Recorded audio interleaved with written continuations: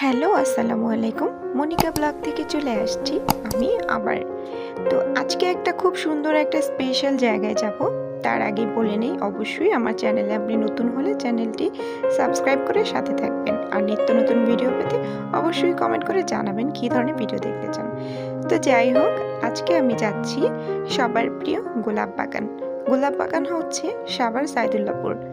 তো গোলাপ বাগানে যাওয়ার জন্য আমি আজিমপুরে আমি বাংলা কলেজ, মিরপুর ১ নম্বর বাংলা কলেজের সামনে আসছি। ওখান থেকে আমার কিছু বান্ধবী ছিল, তাদের সাথে আমরা একসাথে বাসে চড়ে সাভার নবীনগর এসে সেখান থেকে এরকম একটি অটো গাড়ি করে আমরা বিরুলিয়া গ্রামে চলে যাচ্ছি। তো এই ব্রিজটা খুবই সুন্দর, পরিবেশটা। এখান থেকে আমরা অটোতে করে যাই, যার যেমন বাজেট সে সেরকমভাবে যেতে পারে।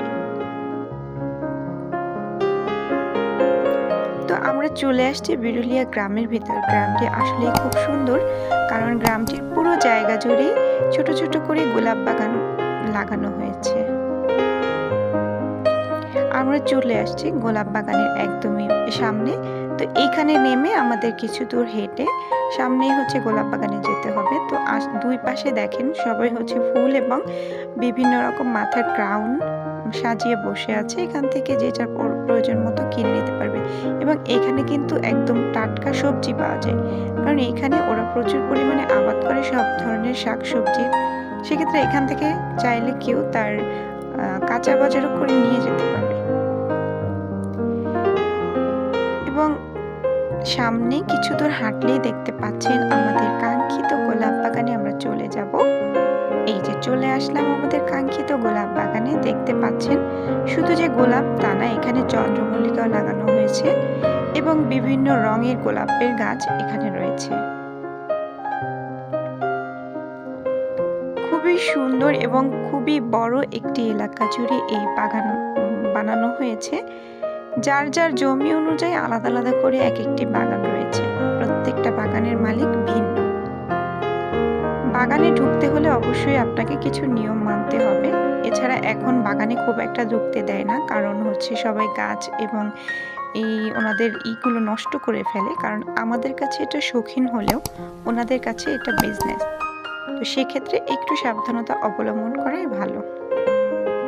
এখানে আপনি চাইলে ফুল কিনে নিয়ে যেতে পারেন এবং চাইলে ছোট গাছের চারাও কিনে নিয়ে যেতে পারেন। গোলাপের কলম, ওরা অনেক গোলাপের কলম করে রেখেছে। একটা ফুল যদি কম মানুষ হয়, সিজন যদি একটু মানুষ কম থাকে, তাহলে ৩ টাকা করে নিতে পারবেন। এছাড়া আমরা আজকে নিয়েছি ৮ টাকা দরে। শুধু যে গোলাপ বাগান তা না, এখানে বিভিন্ন প্রজাতির ফুলের চাষ হয়। তবে আমরা পেয়ে গেছি একটা সুন্দর সাদা সর্ষে ক্ষেত, যেটা আমি এর আগে কখনোই দেখিনি। এবং চারদিকে প্রচুর পরিমাণে সবজি ক্ষেতও লাগানো আছে। চলে আসতে পারেন আপনার প্রিয়জনকে নিয়ে অথবা পরিবারের সবাইকে নিয়ে। পরিবেশটা এতটাই ভালো যে এখানে আসলে মন ভালো হয়ে যাবে।